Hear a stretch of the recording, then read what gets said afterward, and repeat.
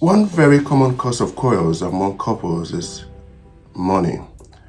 I learned this after a while that in the early years, the things that you worry about soon start to change. It was always about the spending, about the savings, about who takes care of what.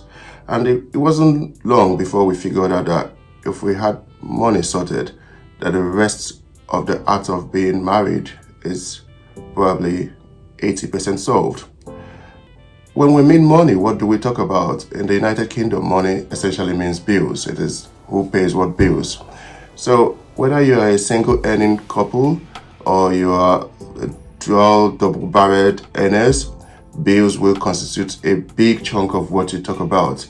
It will take hours of your time, hours of quarrels, hours of disagreements before you agree on a bill sharing formula. So this is something that I've had as the experience of. I've actually worked my way through it. It's not all bliss and roses, but to a large extent, I would say it's less of a problem now because we've got a sharing formula that kind of works for us.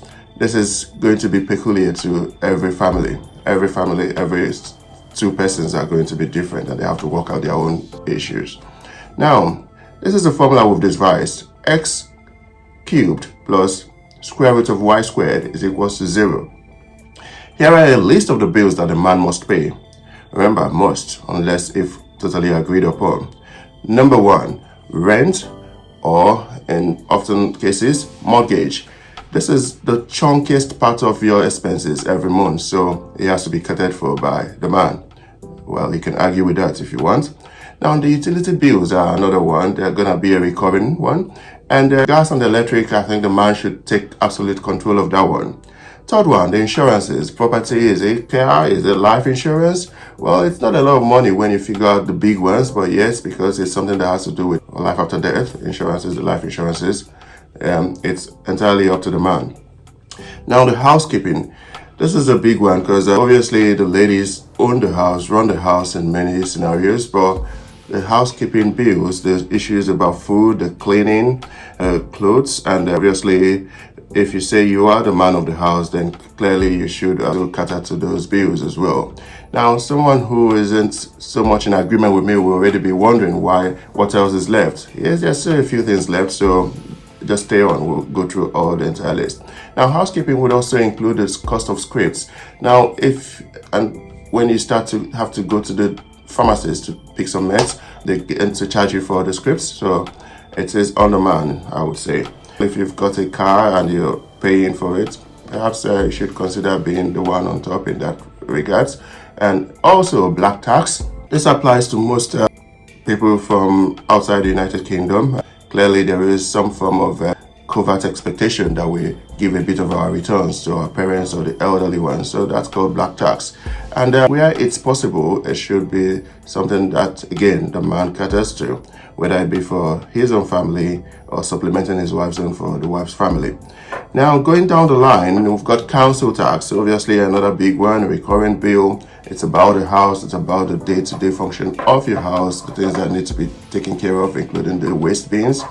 Now, council tax also falls on the man. Is there any fuel cost? Sadly, even if it's not your car, you should once in a while contribute towards the fuel. And no matter how many cars are in the household, filling up tanks is the man's duty. Where child maintenance is a problem, clearly, without a doubt, if the man is a higher earner, the law requests of him to be responsible for that.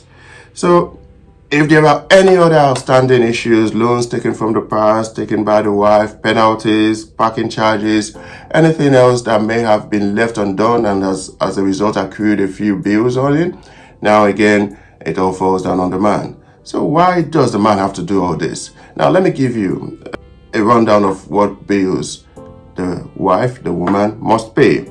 Remember our formula? X cubed plus square root of y squared is equals to 0. 0 meaning that there are no bills left unpaid. Now here goes the list for the wife.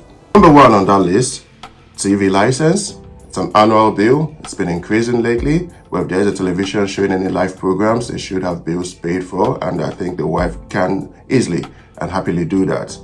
Number 2, Netflix charge. Now, because entertainment in often cases is the center of every family, the wife can, if she is happy, handle the Netflix charges. Number three, when I mentioned utility charges, I didn't include the water charges. I think it's honorable to let the wife do that. If there is any on-the-spot parking fee, say you've been to park somewhere and there's a demand to pay some amount for the length of time you're going to stay, I think that's an ideal payment for the wife to make. So looking at it, we're just looking at things that can prolong life. Happy wife, happy home, things that can make a home the center of happiness.